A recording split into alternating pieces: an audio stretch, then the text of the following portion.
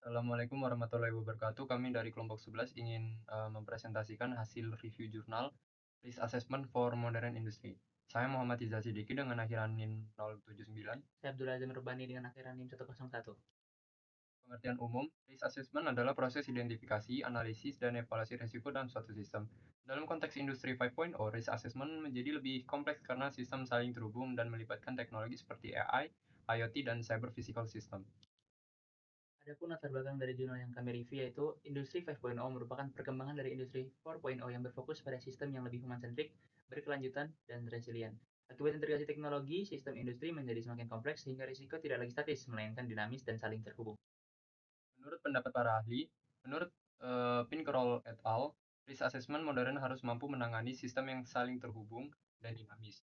Pendekatan tradisional tidak lagi cukup karena tidak mampu menangkap cascading risk atau efek domino dalam sistem industri modern.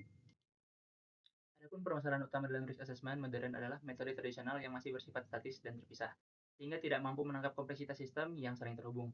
Dalam era industri 5.0, sistem menjadi semakin interconnected yang memunculkan risiko baru seperti cascading effect atau efek domino, di mana kegagalan satu sistem dapat menyebar ke sistem lainnya. Selain itu, sistem saat ini masih kesulitan dalam mendeteksi risiko secara real time. Konsep domino effect atau cascading effect adalah kondisi di mana kegagalan satu komponen memicu kegagalan komponen lain secara berantai. Contoh, penebangan hutan menyebabkan erosi, kemudian menyebabkan banjir, kemudian merusak, kerusakan pemukiman. Fenomena ini sering terjadi pada sistem of system. Adapun domain risk assessment, yaitu penelitian ini membahas 5 domain utama yang ada di sebelah kanan. Dalam risk assessment modern, yaitu penjadwalan produksi, degradasi sistem, cyber physical system, dan digital twin, serta dampak perubahan iklim terhadap infrastruktur. 5 domain tersebut saling berhubungan dan memiliki potensi terjadinya efek domino antar sistem, sehingga memerlukan pendekatan yang lebih terintegrasi dalam pengelolaan risiko.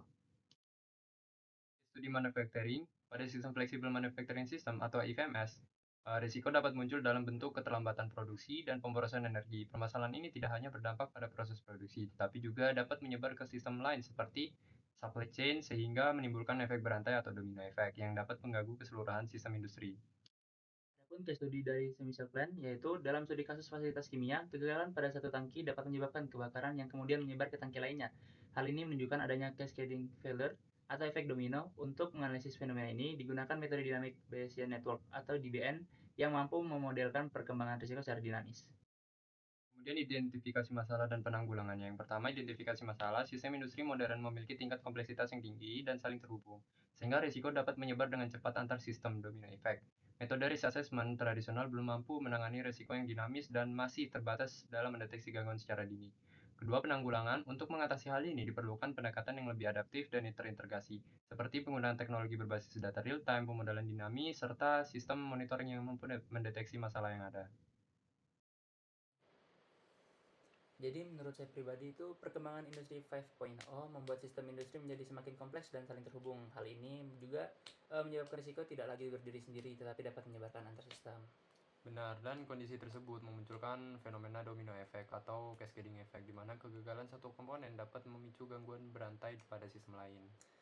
Iya, terus permasalahan utamanya adalah metode risk assessment ini tradisional, masih bersifat statis sehingga tidak mampu untuk mengikuti dinamika sistem modern yang berubah secara real time. Selain itu, kurangnya integrasi data dan monitoring juga membuat risiko sulit terdeteksi secara sejak awal, sehingga dampaknya seringkali sudah meluas. Nah, hal ini juga terlihat pada studi kasus manufacturing dan chemical plant, di mana gangguan kecil yang tadi kita bahas dapat berkembang menjadi masalah besar yang mempengaruhi keseluruhan sistem. Dengan demikian, dapat disimpulkan bahwa pendekatan lama sudah tidak cukup dan perlu adanya metode yang lebih adaptif untuk menghadapi risiko modern.